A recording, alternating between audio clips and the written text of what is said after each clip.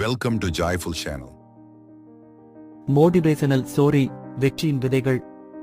தமிழ்நாட்டின் மேற்கு பகுதியில் உள்ள ஒரு சிறிய கிராமம் அரண்வாய். அங்கே வாழ்ந்தவன் அருண்.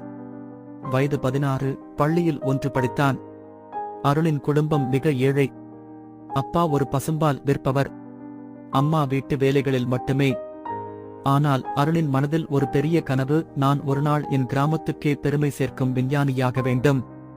பள்ளியில் ஆசிரியர்கள் நீங்க நல்லா படிச்சா உங்க வாழ்க்கையை நீங்க தானே உயர்த்திக்கலாம் என்று சொல்லும்போது அந்த வார்த்தைகள் அருணின் இதயத்தில் விதை போல் விழுந்தது.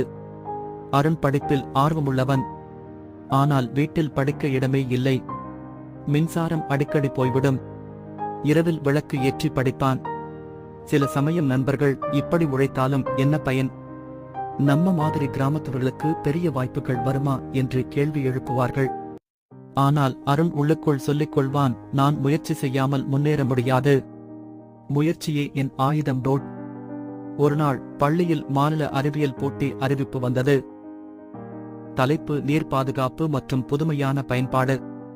அருண் மனதில் ஒரு யோசனை, மழைநீரை சேமிக்கும் குறைந்த செலவுடைய ஒரு சாதனம் உருவாக்க வேண்டும். போட்டிக்கு இன்னும் 30 நாட்களே இருந்தது.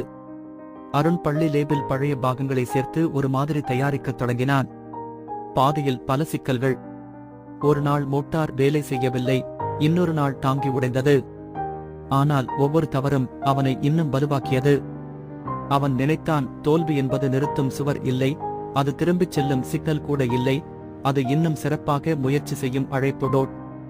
போட்டி நாள் வந்தது. அருண் தனது மழைநீர் சேமிப்பு சாதனத்தை நீதிபதிகளுக்கு விளக்கினான். அவன் சொன்ன ஒவ்வொரு வார்த்தையும் அவன் உழைப்பின் சாட்சியம். முடிவுகள் அறிவிக்கப்படும் போது அருணின் பெயர் முதல் பரிசு பட்டியலில் இருந்தது. அந்த வெற்றி அவன் வாழ்க்கையில் ஒரு கதவை திறந்தது. நகரத்தில் உள்ள ஒரு பெரிய கல்வி நிறுவனம் அவனுக்கு இலவசமாக உயர் கல்வி அளிக்க முன்வந்தது. ஆண்டுகள் கடந்தன.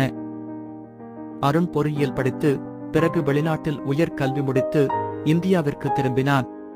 அவனது ஆராய்ச்சிகள் நாட்டில் நீர் பாதுகாப்பு தொழில்நுட்பத்தில் பெரிய மாற்றங்களை ஏற்படுத்தின. ஒரு நாள் அரசு விருது வழங்கும் மேடையில் நின்றபோது அவன் நினைத்தான், இந்த வெற்றி நான் உழைத்த ஒவ்வொரு இரவின் விளைவு. என் கிராமம் என்னை பார்த்து பெருமைப்படுகிறது. அதுவே என் வாழ்க்கையின் மிகப்பெரிய பரிசு.